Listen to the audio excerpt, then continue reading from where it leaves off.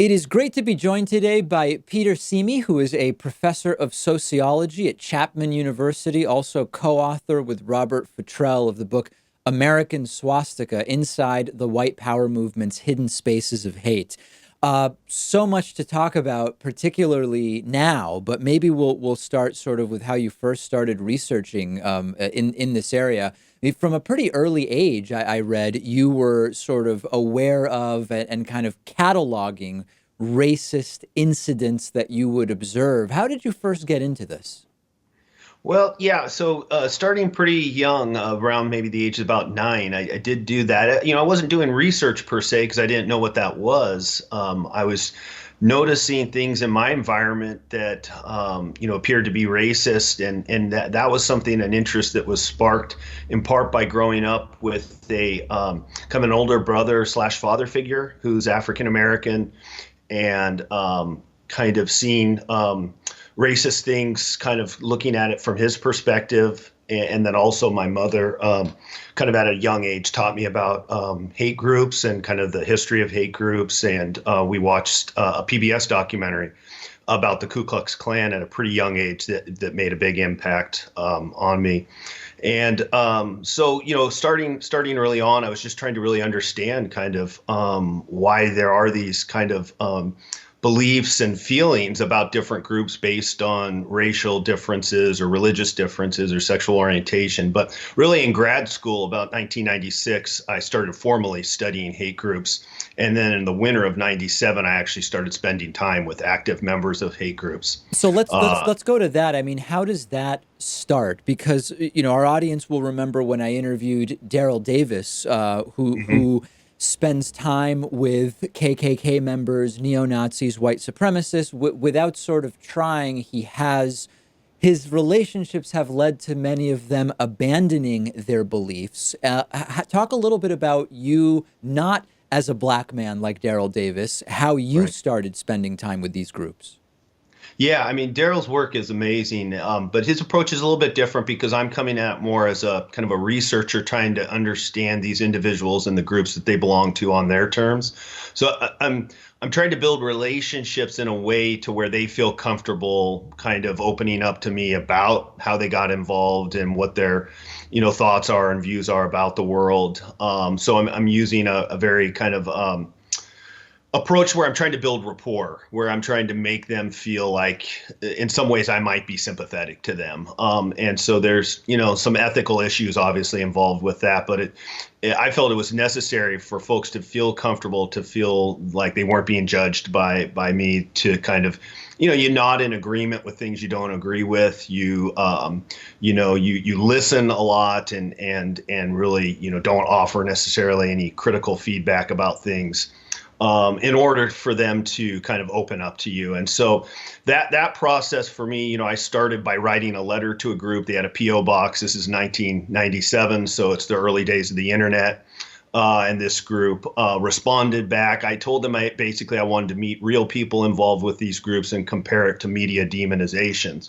And I used those words on purpose because I knew that already that they felt they basically victimized. They feel like the media and others, view them in a particular way that kind of stigmatizes them and marginalizes them. And so they have this real strong sense of victimization. And so I wanted to try and appeal to that basically in hopes that might resonate with them. And it seemed to, and they said they'd be willing to meet with me. And so from there, we met in person, and then after the initial meeting, they said I could come back and stay with them in their homes and crash on their, couch in the front room type of thing.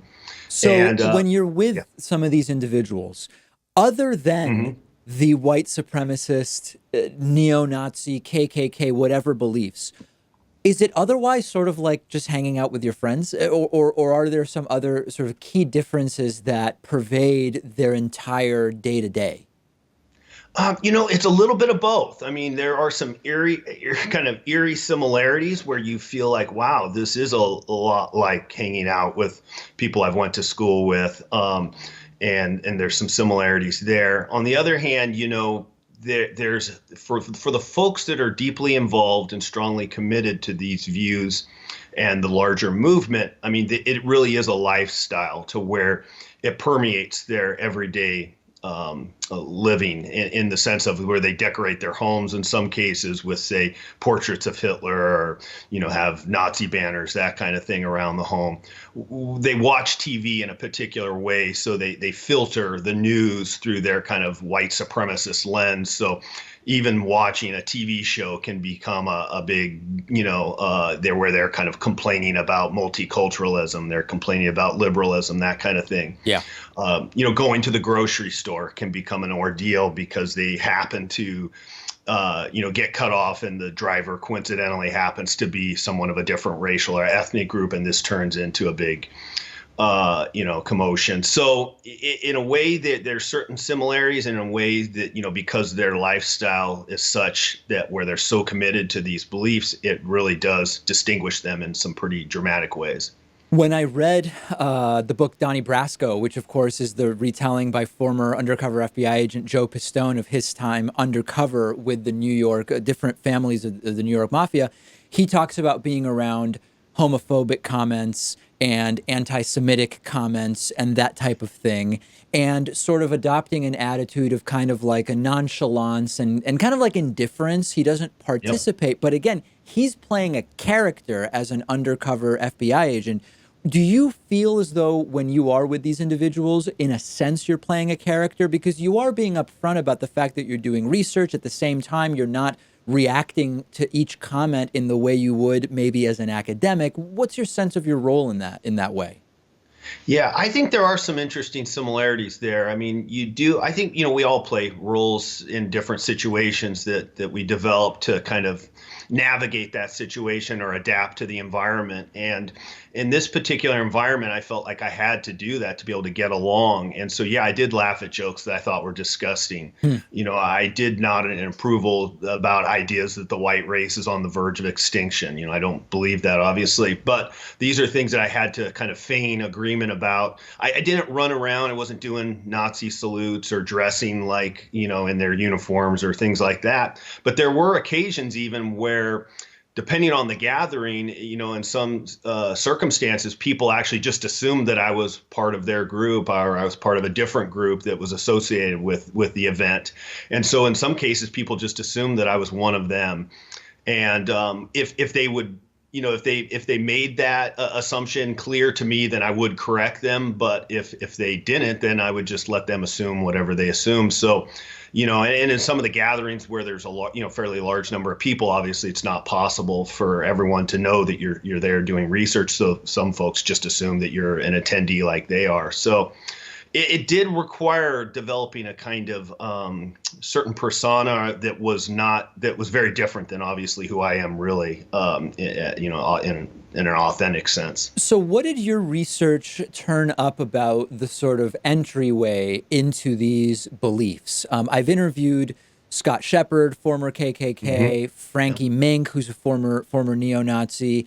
And for the most part, they describe a situation of a childhood that was missing something, and sort of situations of opportunity where someone came to them with beliefs that were part of a community, they wanted community, and that's how they sort of got sucked in. Are those stories the exception, or do you find that they're predominant in those circles? No, and I should mention that since 2012, in addition to doing the field work with active members, we've been interviewing formers like Scott and Frankie. We've now interviewed 104 former white supremacists. So we're able to at least get a sense of kind of different kinds of patterns in terms of entry, as well as how folks end up leaving. And, I think both of the factors that you point to seem pretty consistent across the board. I mean, again, these people for lots of different reasons and in lots of different ways. So there's certain, degree of diversity in terms of how people get involved in these groups, as well as how they leave. But those are patterns that we do see, pretty commonly emerge across the board. And I should also point out, we also see folks talking a lot about their childhood upbringing in terms of family members who are not members of these groups for the most part. I mean, we do have a certain portion of folks that we've interviewed who grew up literally in families where, that from day one they were indoctrinated. From day one they were socialized to be involved in these kind of groups. But that's fairly rare, fortunately. But what folks do report growing up around is kind of this more everyday racism, where they're hearing, the N word, they're hearing other racial epithets and other words, negative words to describe different racial, ethnic, religious groups. They're hearing ideas that kind of communicate certain kind of homophobia, anti-Semitism, racism at home in a way that's kind of somewhat innocuous, you might say. And I think it desensitizes them to the extent to where when they do come in contact with these more extreme groups that have more extreme beliefs about these issues, it's not as far of a bridge to cross for them because they've had this background. And of course, unfortunately, in our society, a lot of people grow up around that. So it's certainly not, the only factor, but I think it is an important factor that we should keep in mind in terms of that, this very pervasive everyday racism that continues to persist in our society.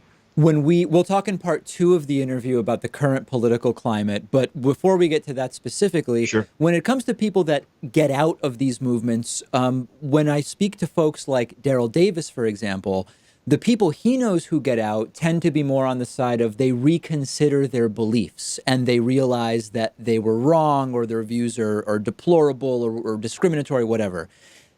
My sense is that is probably more of an exception, and that for a lot of people that get out, it relates more to it's causing a specific problem with their significant other. It's causing an employment problem or that type of thing. Where do you think that the balance falls on that? Yeah, based on the data that we've collected, it's definitely the latter for the majority of folks. It's people get involved for certain reasons. They think they're going to have certain needs met. In other words, when we have our needs met, we tend to have a higher level of satisfaction with whatever it is we're involved in. And as people's needs are not met, they become dissatisfied with things that they're involved in. And in that sense, this is a lot like that people find a lot of hypocrisy in these movements. They find a lot of backstabbing. They find a lot of interpersonal disputes and drama.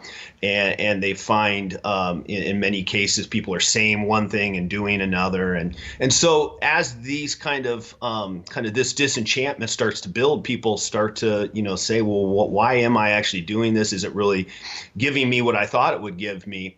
And then that's where the distance from the group starts to get generated, it seems. And then later on, in some cases, folks do start to really kind of evaluate their beliefs, and by having distance from the group, that gives them a chance to really rethink things. Now, I should point out, in some cases, people leave these groups, but they don't change their beliefs. Right. They continue to have the same beliefs. They're just not necessarily involved in a formal group or something.